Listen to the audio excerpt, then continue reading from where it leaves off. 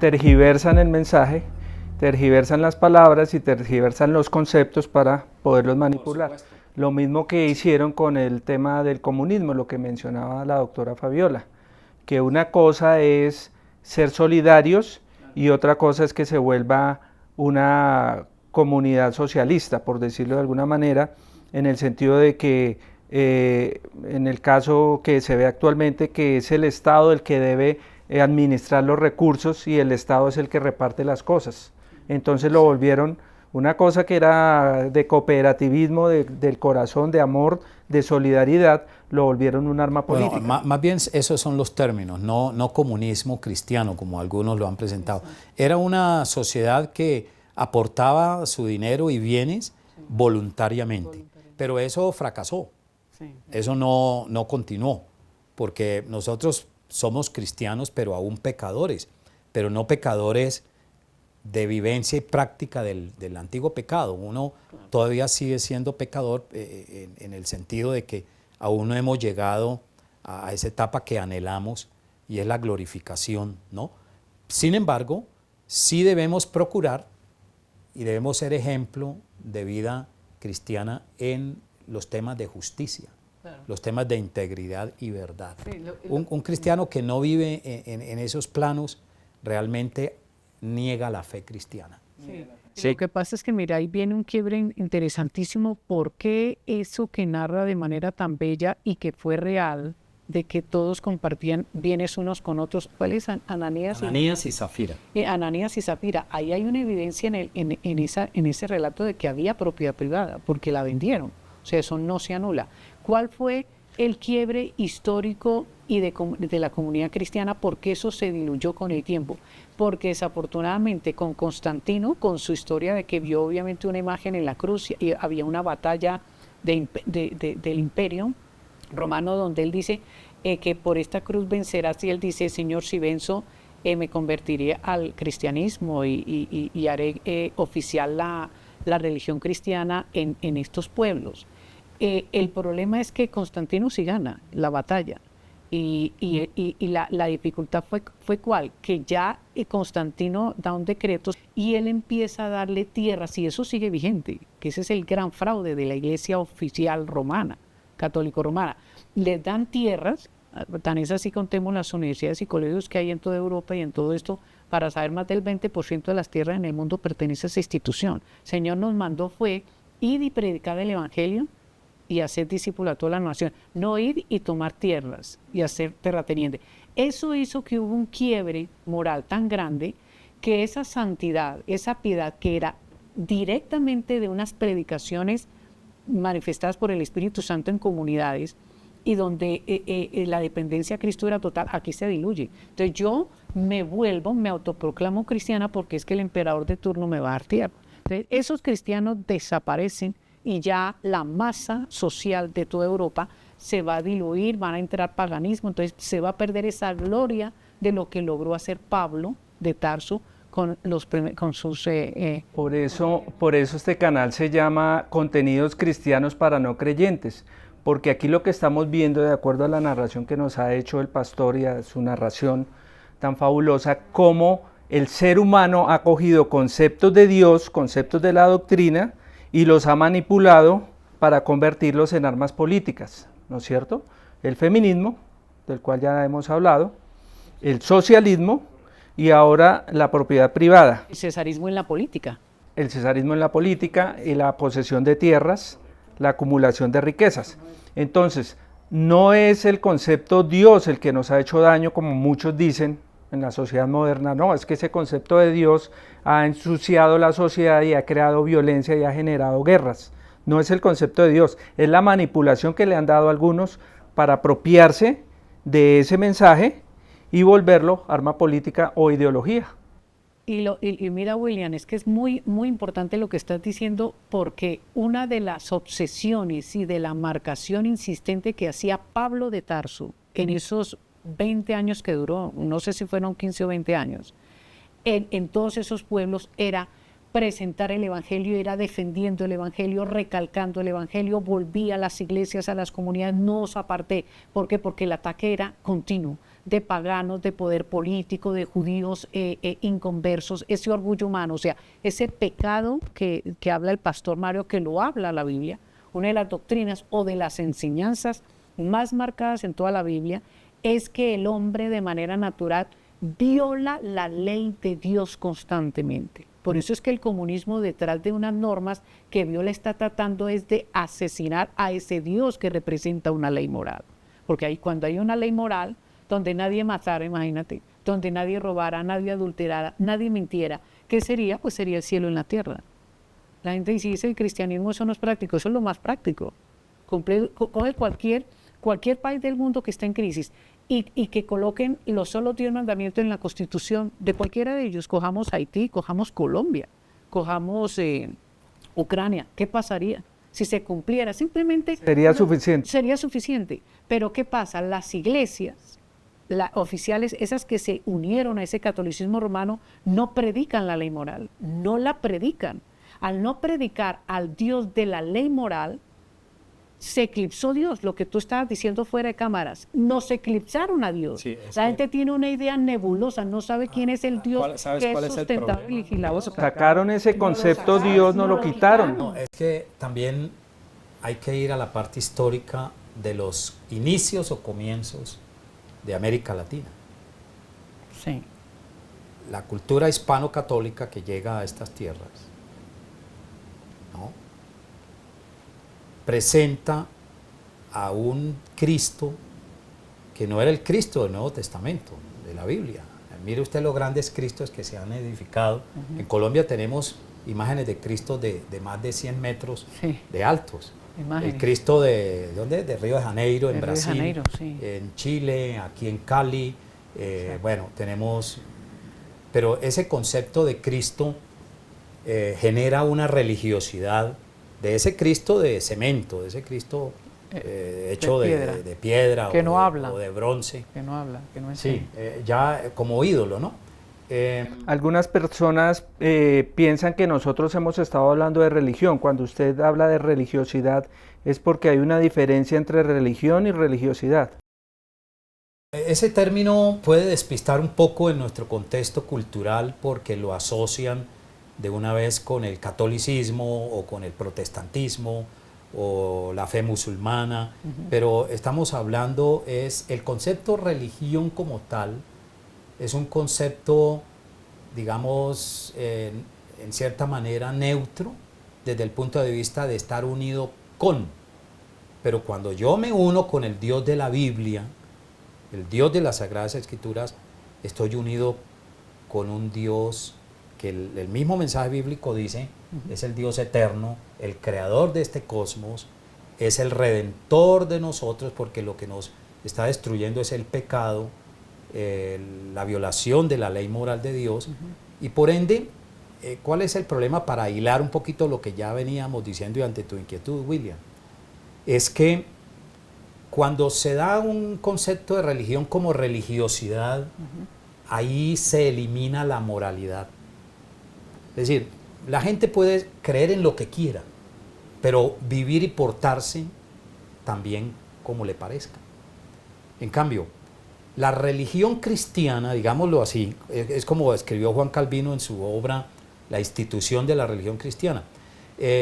Para el apóstol Pablo, y luego Calvino lo ve antes San Agustín de Hipona, solamente hay dos religiones en el mundo, no más, no hay más. El paganismo, la religión pagana, y la religión cristiana. Correcto. Porque el cristianismo se ve muy visible con la persona y obra de Cristo, pero el Antiguo Testamento también es cristianismo. Correcto. Porque no hace sino anunciar la venida de ese Mesías. Ahora, la palabra Cristo es una palabra griega, Christos, en griego, que significa Mesías. El Mesías también en hebreo es el ungido de Dios. Y si Cristo no es Dios, si Cristo no es el Salvador de todo aquel que se allega a Él y empieza a descubrirlo en los evangelios, en toda la Biblia, porque no hay manera de conocer a Dios y a Cristo si no se empieza leyendo la Biblia. No hay manera. De lo contrario hacemos interpretaciones muy propias, ¿no? Respetables, pero van a estar desviadas. Entonces, en América Latina, ¿qué se instaura? Una cristiandad. Yo hago diferencia entre cristiandad y cristianismo. El cristianismo es Cristo, es el Evangelio. Pero la cristiandad es la gente que dice que es cristiana, pero en el fondo no lo es. Porque uno no puede ser cristiano si cree en Cristo y ética y moralmente no vive en la dimensión que nos presenta Dios en su palabra. Yo tengo que tratar de ser recto, justo, verdadero, decir la verdad, no aprovechar cualquier descuido para robarme algo, no estar mintiendo. En la política, en Colombia, por ejemplo, porque es que somos un país subdesarrollado también, y toda América Latina, ¿sí? Frente a Europa, a Estados Unidos, aunque allá ya se olvidaron del Dios y del Cristo que genera la reforma con Martín Lutero, y luego con los otros reformadores. ¿Por qué? Ellos han tenido un olvido grave, pero les quedó un estuche muy hermoso, pero al abrirlo está vacío, ya no está Dios, no está el tesoro, ni la riqueza del oro, las piedras preciosas, las esmeraldas, los diamantes, de la verdad que sí llegaron a disfrutar y a saborear con la reforma del siglo XVI, pero les quedó el estuche, está vacío. Uno va a Europa y uno ve esas hermosas catedrales, ve la vida de países como Francia, Alemania, y uno compara a Colombia, va y mira esa diferencia cultural y uno dice, tan diferente, ¿no? Europa. Es que no más, yo estaba entre la frontera de México y Estados Unidos y uno pasa a Estados Unidos y uno ve otro mundo. Corrupción, sí. El gringo se ha corrompido. Estados Unidos es un país corrupto, sí. Pero miremos el concepto de ley, el concepto de calles, el concepto de urbanístico. ¿Sabe, William? En Bogotá, desde el año 1957, se está construyendo el metro para Bogotá y llevamos 66 años en la misma, el mismo disco rayado, sí, en estudios. Es una burla. Y ahora es una burla. ¿Por qué? Porque cada gobierno, cada gobernante le interesa es su momento, el inmediatismo de aparecer en medio, de decir que él... Pero se roban el dinero, se lo reparten entre sus grupos políticos, y esto no con este gobierno, con todos los gobiernos que han habido, liberales, conservadores. Entonces viene el concepto que nos estaba dando la doctora Fabiola. Si estamos así de corruptos y estamos así de mal, porque el concepto de Dios se dejó a un lado. Y con él, obviamente, todo lo que tiene que ver con la moral. Sí, mira, es que están tocando unos temas exquisitos en el sentido de llegar al corazón de la teología de Pablo y en qué consiste. Pablo llega a derribar tantos argumentos paganos, él llega a decir en Colosenses y en otras, en Efesios, porque son mansiones teológicas de una belleza incalculable. Un verdadero creyente duraría fácilmente 20 años sin sacar todo el manantial de riqueza, de gracia y de belleza que tiene cada epístola de Pablo, porque está revelando a Cristo progresivamente. Y él dice, Pablo tiene cosas lindísimas, obviamente porque Cristo se las revela, y él señala todo el tiempo a Cristo. Y él dice que él, este Cristo, él es la imagen del Dios invisible. Resulta que dentro de las creencias de algunos filósofos y pensadores griegos decían que todo el universo era la imagen de Dios. No, Pablo dice no. El universo, o sea, lo que se va a generar en panteísmo, que dice que, por ejemplo, en este escenario tan bello que vemos, esta creación bella, con una estética, como decía Platón, que Dios hizo el universo con una simetría perfecta. Todo es una belleza que uno queda asombrado. Los propios grandes artistas como un Da Vinci decía, mis mejores obras de arte fueron inspiradas simplemente porque el creador me inspiró primero al contemplar antes de pintar, y todos los verdaderos artistas tienen que reconocer eso. Pero, ¿cuál es? Pablo llega al punto esencial, querido William y Pastor Mario, es llegar a decir que él es la imagen del Dios invisible, o sea, quita todos los asuntos idolátricos en conceptos de conocimiento, de pseudoconocimiento, y señala a él. Por eso uno de los resúmenes de la Biblia es que de él, por él y para él son todas las cosas. O sea, le da una dimensión del cosmos. Es ese Cristo que gobierna. Como dice el pastor Mario muy bien, nos han dado un catolicismo demasiado reducido. Solo en una cruz, a pesar de que en la cruz se desarrollan unos misterios de salvación extraordinarios, pero es que Cristo no se queda en la cruz. Cristo está a la diestra del Padre resucitado, como decía muy bien el pastor. Es ese Cristo resucitado que le da tanto poder y preeminencia a la religión cristiana. ¿Por qué? Porque la criatura, para que su esencia se vuelva a dinamizar como imagen de Dios, es cuando Cristo vuelve y restaura esa imagen. Entonces, el trabajo que hace Pablo a nivel doctrinal, a nivel de revelación, es decir, voy a revelar ese misterio. Pablo no tenía ni idea, siendo tan preparado, tan académico, pero él no la tenía clara, como tú le decías al principio en esta conferencia al pastor, es que fue progresivo, fue muy progresivo. Y tan es así que hoy en día, después de 20 siglos, todos los verdaderos teólogos tenemos que hacerle mucho estudio a esas epístolas, porque hay mucha riqueza. Pero eso en la mayoría, en muchísimos púlpitos, hay una teología paulina muy pobre, mi querido William, muy pobre. En el catolicismo romano ni se diga porque es petrista. Entonces nos tienen eclipsado a Dios y nos tienen eclipsado a Cristo con su evangelio. ¿Eso qué consecuencias trae? Todo el sistema político, cultural, económico colapsado. Entonces vivimos, como decía Tolstoy, cuando tú quitas a Dios de la ecuación, todo vale. ¿Y qué es lo que vemos en los titulares de nuestros periódicos? Todo vale. Entonces al delincuente no se le castiga, los jueces no condenan, las cárceles no dan abasto. Y dice que el delincuente tiene una frase dogmática que para nacer morimos, entonces él no tiene temor de Dios, porque los gobiernos no le generaron temor de Dios y las iglesias no están impactando como él. Bueno, y por otro lado, no se puede ser cristiano si no se vive la fe. Claro. Y no se puede separar la religión de la ética y la moral. Ser un hombre o una mujer cristianos implica una vivencia moral. Correcto, una experiencia. Aunque no somos perfectos, porque aún el pecado nos asedia, pero un hombre y una mujer de Dios se le ven frutos, William, se le ven frutos morales. Correcto.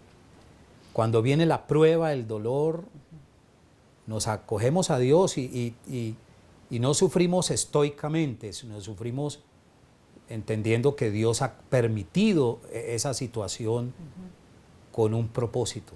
Decimos desde la teología de Pablo, ¿no? Así es. Y siempre el propósito de Dios va a aparecer de la mejor manera, porque los que aman a Dios, dijo el apóstol, escribió a los romanos, a la iglesia de Roma, en Romanos 8:28, los que aman a Dios, todas las cosas les van a ayudar al bien. Todas. Entonces no caemos como en el desespero, Así es. no volvemos atrás, esperamos confiados en Dios de que Él nos da respuesta. Ahora, dime tú, William, Fabiola, una sociedad como la colombiana, con un mundo de políticos, que más bien yo los llamo politiqueros, porque es que todos suben a través de la mentira y el engaño. ¿Sí? Eso, si no se cambia, si no tenemos políticos íntegros, honestos, y que realmente, ustedes lo saben muy bien, pero la política, al igual que la religión, es una sumatoria de creencias. Claro, total. Entonces, ¿qué es lo que cree hoy el político, ya que estamos en una época de reflexión también religiosa, teológica, bíblica? ¿Qué es lo que cree de la vida? ¿Para qué es la política y para qué llega a ocupar un cargo público donde tiene poder? Poder para hacer el bien. Correcto. Lo justo, lo correcto. Pero si esa persona que llega a ese cargo público tiene tiene unas creencias que no tienen un concepto bíblico y cristiano de la justicia, de la verdad, de amor al prójimo, de desarrollar, teniendo tantas posibilidades de desarrollar una ciudad como Bogotá, que tiene tantos problemas, eso se desarrolla con poder político y el dinero. Pero si no hay integridad moral y honestidad, van a seguir robándose el dinero. Mire que Bogotá tiene, por ejemplo, obras inconclusas de hace 6 años. Y cualquiera va en su auto y en su carro y encuentra huecos. Tú no los ves en Suiza, no los ves en Holanda, usted no los ve en Estados Unidos. Hablando solo de ese tema. Pero hacen de los huecos y del el hambre de los niños de La Guajira. Yo desde que nací he escuchado esas banderas políticas y no acaban con eso porque si no, no tienen de qué hablar. Entonces, eso es falta de Dios. Sí. Falta de Dios en la vida, ¿no es cierto? Y otra cosa, es falta de temor a Dios, porque si yo teniendo poder y si conozco a ese Dios verdadero, correcto, que en Cristo, Dios encarnado en Cristo, nos señala un camino ético y moral extraordinario, sabiendo que me voy a morir un día y voy a dar cuenta de lo que se me confió. Porque es que, William, hay una cosa, y querida hermana Fabiola, el concepto cristiano de la política y del poder político es que todo gobernante es solamente un instrumento en las manos de Dios y por lo tanto su poder es delegado. Es correcto. Porque tenemos un Dios en Cristo que cuando resucita dice toda potestad o autoridad me ha sido dada en el cielo y en la tierra. Luego entonces el criterio en Inglaterra, en Suiza, en Holanda, en los países protestantes al principio, ¿sí? Acordémonos de eso. Sí. ¿Por qué avanzaron esos países en tecnología, en ciencia y en otros saberes? Es porque la administración pública, aunque todavía con pecadores, pero fue mucho mejor de lo que hicieron aquí españoles y criollos al principio, que fue rapiñar y apoderarse de la ganadería, de las minas, del comercio, la explotación y la opresión del más débil, eso sí hay que decirlo, y eso no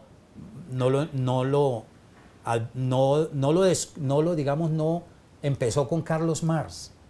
Los profetas del Antiguo Testamento ya hablaban de la importancia de no oprimir, no mentir. Claro. El que tiene poder y tiene mayores capacidades debía antes ayudar y servir. Pero aquí en nuestro contexto Colombia se llama un país católico, se llama un país cristiano, pero si no se vive moralmente y desde el punto de vista de la ética cristiana, esa fe, no habrá cambio en las sociedades. Ni en las próximas generaciones. Totalmente de acuerdo. Mira, ¿qué le pasaría a este bello país al que amamos y que nos duele?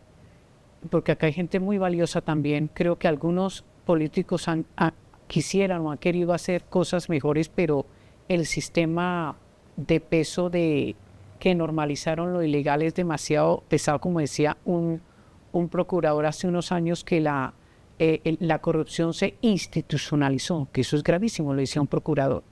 El punto es que, ¿qué pasaría si en los púlpitos de las iglesias católico-romanas se empezara a predicar Biblia, Biblia, Biblia, haciendo una marcación al Dios de la ley? ¿Qué pasaría también obviamente en las evangélicas si se empezara? Cuando un pueblo conoce la ley instruye, señala, coloca límites. Cuando eso se hizo por unos precursores de la Reforma, el impacto en la educación cambió, en la economía cambió, en las empresas cambió, en el sistema político cambió. ¿Por qué? Porque todos los seres humanos necesitamos de manera urgente saber cómo hacer las cosas. Todo existen por leyes, todo. Y el otro tema es que en una conversación en R.C. Sproul, un buen pastor presbiteriano norteamericano, decía que había otro fraude ideológico que ha creído la humanidad y es gravísimo, y es, no, pero es que el pecar es humano y el perdonar es divino. El pecar es humano y el perdonar es divino. Parece cierto e inofensivo. Parece cierto e inofensivo, pero me está mandando de que es natural que nosotros nacimos para pecar. O sea, nos está dando licencia para que pequemos. Claro, el pecado porque como forma parte de nuestra naturaleza, entonces tú puedes pecar y no pasa nada. Entonces, mira, William, el pecado no es connatural en la realidad. El pecado es una violación de la ley de Dios en la realidad que Él creó. ¿Sabes dónde veo yo eso? En el tema sexual. Entonces los jóvenes, no, es que el sexo es una necesidad. Porque ahí está el dominio de la psicología de Freud. Freud absolutiza el sexo y dice que es un instinto superior al instinto de conservación, y es mentira. Se demostró que no, porque cuando en la década de los 60 se libera a la mujer sexualmente, dice, vamos a hacer lo mismo que hacen los hombres, vino la mayor destrucción de la vida, y por supuesto el pecado del hombre, ¿no? Porque la ley moral está basada en el carácter de Dios. Y cuando uno conoce a Dios, conoce a un Dios moral, y un Dios que nos interpreta mejor la realidad. Entonces el hombre, incluso los mismos filósofos desde siempre, pero en el siglo XVIII, cuando se habla de la Ilustración, el hombre en la Ilustración dijo, ya no necesitamos a Dios, el hombre llegó a su mayoría de edad, se volvió autónomo, nosotros no necesitamos a Dios para nada, nosotros vamos a llegar a ser perfectos, decía Herbert Spencer. Entonces el hombre, con su capacidad mental, su ordenamiento social, y ahora con la ayuda de la ciencia, vamos a llegar a la perfección y la sociedad humana será feliz. ¡Prum! Vino la Primera Guerra Mundial, ¡prum! Vino la Segunda Guerra Mundial, desbarató el mito de que el hombre puede vivir sin Dios. No, porque la Biblia es, bueno, voy a decirlo en las palabras de un rabino que se acerca mucho al cristianismo, Abraham Herschel se llama.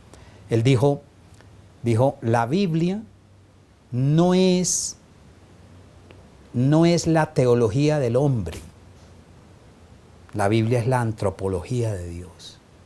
Y añade, es la historia de Dios buscando al hombre, no el hombre buscando a Dios, porque el hombre no lo busca por ningún lado.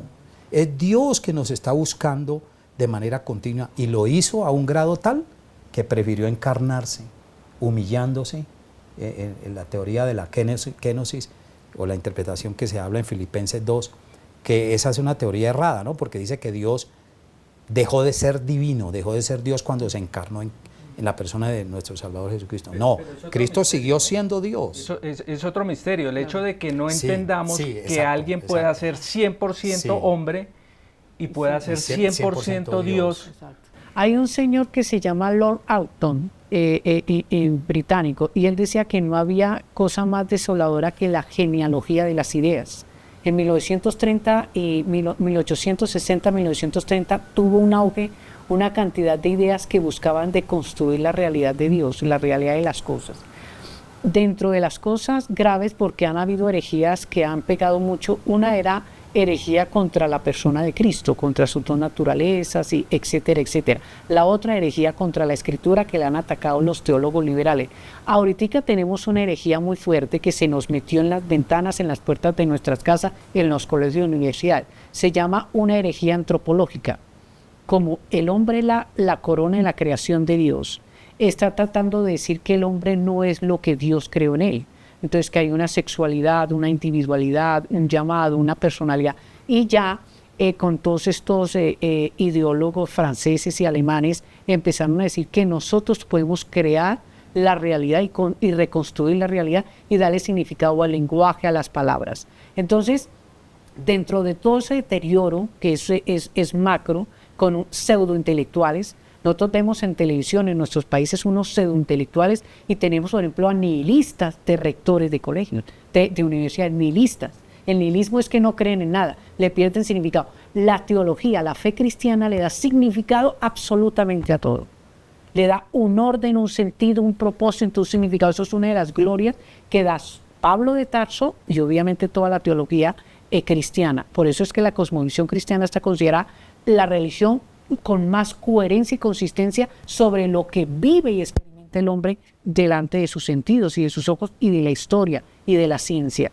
Y entonces, dentro de los grandes deterioros atroces, por eso podíamos estar en otra hecatombe dentro de las que ya han pasado, porque el pecado es violar una ley que es buena, santa y justa, que es de un Dios legislador. ¿Y cuál es? que se quiere legislar por deseos, como decía el pastor, con estos pensadores atroces como un Freud. Entonces yo cojo y le doy un carácter omniabarcante a mi sexualidad, ya me puedo decir, no, yo ya no soy Fabiola, sino Fabiolo o Fabio, o no Fernanda, sino Fernando, cosas de esas. Deconstruyo y destruyo el hogar, la familia, la maternidad, que ya hay legislaciones en todo el mundo que lo están haciendo.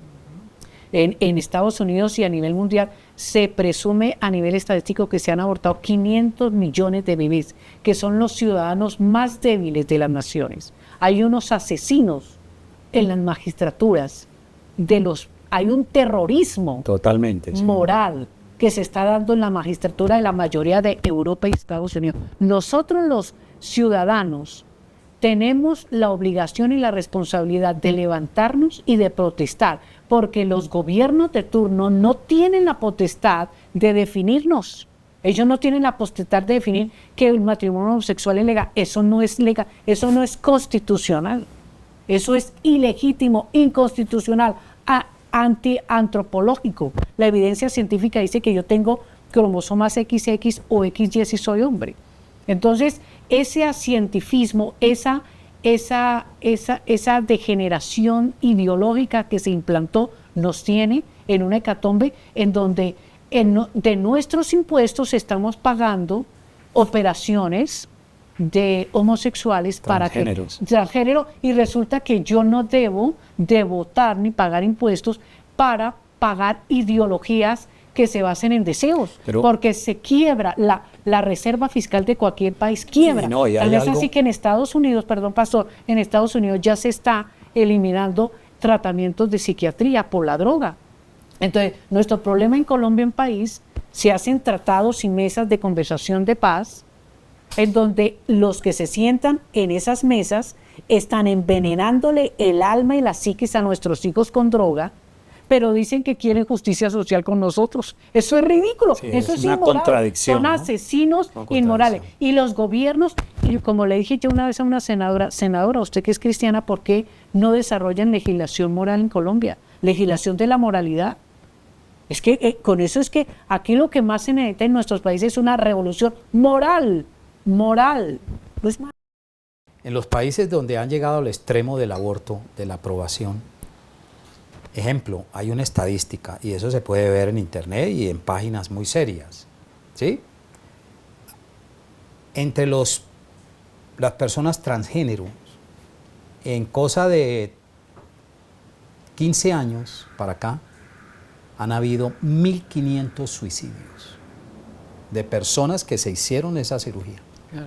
Porque después llegan y dicen, pero ¿yo qué hice con mi cuerpo? ¿Qué hice con mi vida? No aguantan. Eso ha estado pasando en Colombia, pero no le dan la debida publicidad. Correcto. Igual con las señoras que abortan. Claro, porque entonces en unas enfermedades mentales. Sí, total, claro. Mire, total. La mujer, el feminismo, bueno, como ismo es un problema, pero yo sí creo que hay que entender a la mujer feminista, pero no como feminismo, lo que hay hoy, ¿no? Ejemplo, una mujer que alega que está siendo violentada por su marido debe tener protección. Sí, claro. Eso es reconocer los derechos feministas de una mujer. Reconocer la dignidad de imagen de Dios. De la mujer en ella. De imagen de Dios. Sí, pero concluyo con esto, mira, si el feminismo dice, declaran muchas mujeres, es que es un derecho que tengo sobre mi cuerpo sacar este parásito, que fueron las palabras de Simone de Beauvoir, la francesa, que es la madre y la profetisa mayor de todo el movimiento de la ideología de género. Correcto. No, mira, el derecho que tendría sobre su cuerpo es sáquese la matriz. Si no quiere tener hijos, sácate la matriz, pero no asesines a un ser indefenso que él también es sujeto de derechos. Correcto. Constitucionalmente, correcto, políticamente, moral y legalmente. Correcto. Pero esa es que, y Fabiola lo dijo muy claro, es que el envenenamiento de ciertos pensadores y humanistas en nuestro país han agarrado por sorpresa a esta generación que está indefensa y no tiene herramientas intelectuales para decir lo que estoy pensando es cierto, es correcto, está bien. No, a ellos les enseñan en colegios y universidades que ellos son Dios. Que ellos se hicieron a sí mismos y tienen derecho. Es que cuando Claro. cambia el concepto de Dios, cambia el concepto de la moral. Eso es lo que en el fondo ya Si queda tú quitas establecido. al Dios verdadero y te postulas como diosecito, que es lo que están haciendo magistrados, políticos, académicos y todos los ciudadanos, cierto. estamos jugando a ese humanismo barbárico en donde cree en ti, confía en ti, etcétera. Todo ese coaching harto, coaching Motivacionismo. mentiroso. Puedes llegar a donde quieras. Pregúntale a ver si en un ancianato el 80% de los que entrevistas llegaron a donde quisieron. O sea, es un fraude. Tratar de mostrar a los no creyentes qué es lo que no se entiende y por qué la sociedad está como está. Muchas gracias, muy formales por su atención y por atender este llamado. Eso es lo que tenemos que articular de una manera más profunda, y con la bendición de Dios cuente con nosotros, William, para mirar otros temas. Muchas gracias, Muchas William, por su gracias. amable invitación. Muchas gracias. Gracias. Gracias, Omar, por su gran trabajo. Muy amable.